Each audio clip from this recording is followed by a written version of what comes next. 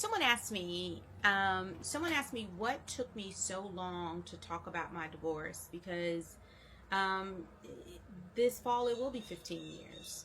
And I have one simple answer: my kids. I don't know if I've ever shared this before, but I know I have. I've shared this before. Um, my ex-husband and I have one daughter.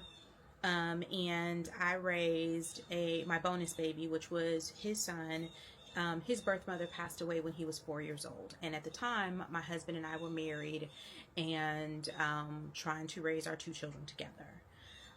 Cut scene, my husband is on his third wife and his fourth baby, and it seems like I'm stuck in this loop about my divorce and what it means to be divorced and all this other kind of stuff. The truth of the matter is I am in a wonderful, wonderful relationship.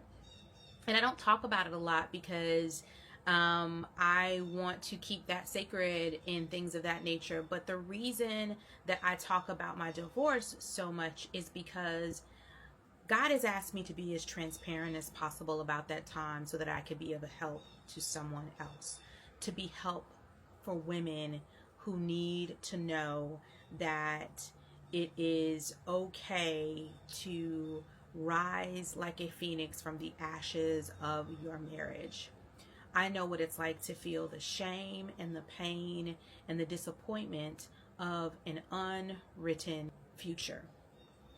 I wrote it down somewhere, and I'll have to find the quote exactly, but I said that being married feels like this blank check from God and the universe and what is possible within your relationship, and divorce feels like a void has been stamped across the top of that check.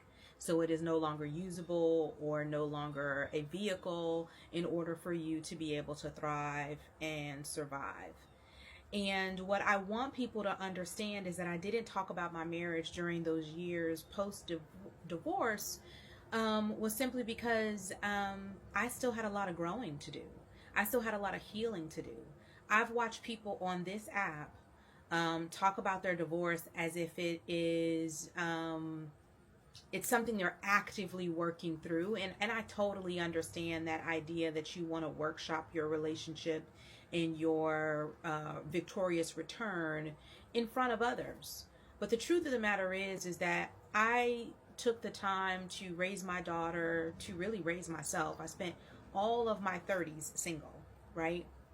When I turned 40, and then I met my partner the year I was 40, and we have been together ever since, kind of rebuilding a life together. And what's been super cool what's been super, I don't want to say cool, maybe that's not the right term, but what has been super eye-opening is something our cousin B said. She said that you don't know what you have to heal until you can heal it in the presence of a real man. And I have been in the presence of someone who has made space for me that is safe and made space for me to heal. And the goodness of the healing that I have been able to do, I even had to reconcile whether or not writing this journal was even still necessary. And what I got in my prayers is that these words were not for me, these words were for others. And so this is written out of obedience to the word and my prayer and my relationship with God, that I am absolutely trying to help other women get what they need in their seasons of need.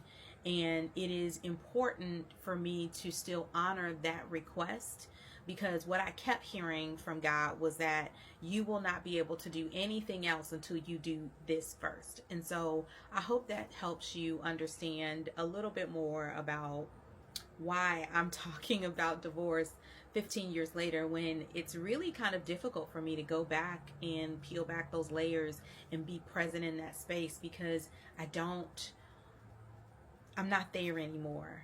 I feel so much better. I feel so healed and so whole and so happy that discussing it isn't for me.